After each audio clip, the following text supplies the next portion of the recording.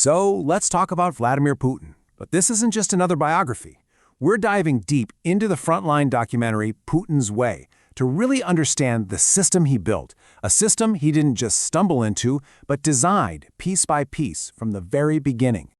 And really, this one idea from Russia expert Karen Dawisha, it's the key to the whole thing. The documentary puts forward this powerful argument. What if we've been looking at Russia completely wrong? What if this isn't about a democracy that's failing, but about an authoritarian system that is, by its own standards, succeeding? To get it, you gotta go back to the blueprint. Our story starts in the absolute chaos of 1990's St. Petersburg. The Soviet Union was gone, and this former KGB agent, Vladimir Putin, was just starting his political career in a place they were calling the bandit capital of Russia. Seriously.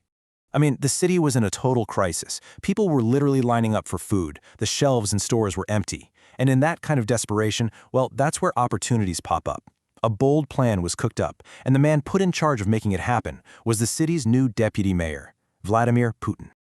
Okay, so the plan sounded simple enough, right? The city gives private companies valuable stuff. Oil, timber, you name it. They sell it overseas, and then they use that money to buy food for the hungry city. A nice, simple chain. But as the documentary shows us, that last, most important step, yeah, that's where it all fell apart. And listen to how the city councilor who investigated this, Marina Salye, put it. The materials went out. The money came in. But the food for the people of St. Petersburg? Nope, it never showed up.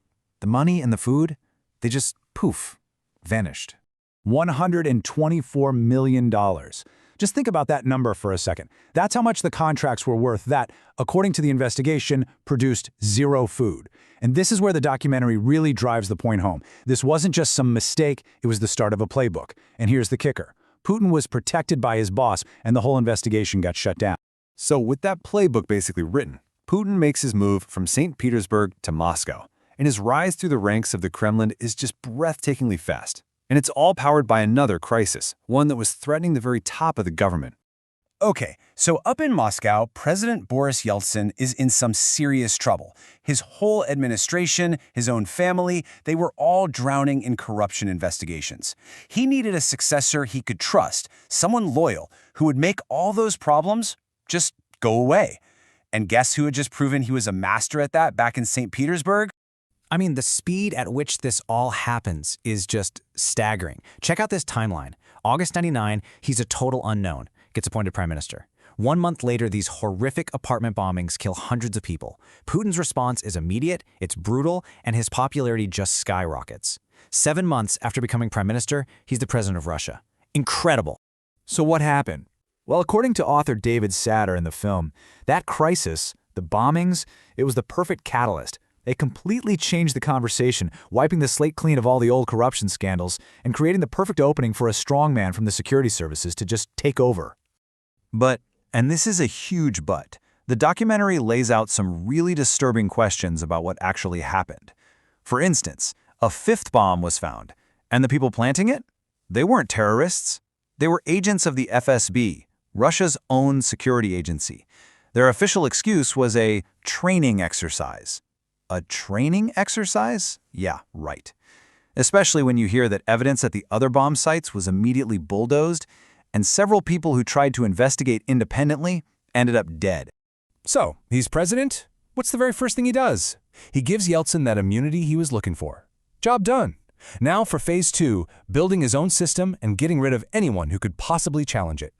And this all came to a head in this almost legendary showdown with Russia's oligarchs. On one side, you had guys like Mikhail Khodorkovsky pushing for Russia to look more like the West, open, competitive, all that. But Putin, he laid down the law. There was a new way of doing things, and it was based on state control and, above all, personal loyalty to him. Khodorkovsky didn't listen. Soon enough, he was in a Siberian prison camp. The message was crystal clear. Okay, to really get the system he built, you need to know this one Russian word, krusha. It literally translates to roof, but it means, well, think of it like protection. In Putin's Russia, the documentary argues it's the basis for everything, a massive, top-to-bottom, pay-to-play system. And this quote from a Russian tycoon who got out, man, it just lays the whole logic bare. The ultimate roof, the best protection you can get, comes from the very top. See? This isn't a flaw in the system, the documentary argues it is the system. Loyalty and money flow up, and in return, protection and opportunity flow down. Okay, so we've talked about the system, but what does that actually mean for regular people? Well, the documentary shows a country that's basically split in two, with two totally different realities. Okay, get ready for this number. According to a report they cite in the film, the median wealth for a Russian adult is just $871, and median means half the adults in the entire country have less than that to their name. Now, hold that number in your head and look at this one. Just 110 individuals own over a third of everything in the entire country. According to the source, this level of inequality is just off the charts, making Russia one of the most unequal major countries on Earth. So, you might be asking, with that kind of reality, how do you keep people on your side? Well, the film argues it's a two-pronged attack, a massive state-run media machine that controls the narrative, and one very useful tool, blaming the West for everything. So what really makes Putin tick on the world stage? The film points to this one incredible story he tells about himself from when he was a kid. He says he once trapped a rat in a corner, and its reaction taught him a lesson he claims he never, ever forgot. And here's the takeaway, the chilling conclusion his own biographer draws from that story. It's not just a story about a rat. It's his personal philosophy. When you corner him, when his back is against the wall, he doesn't negotiate. He doesn't back down. He attacks. And so the documentary leaves us right here, with this one big, unsettling question. After seeing the system he built, the playbook he uses, and that core lesson of the cornered rat, what happens now? As the pressure from the rest of the world mounts, what happens when this leader feels like his back is finally against the wall?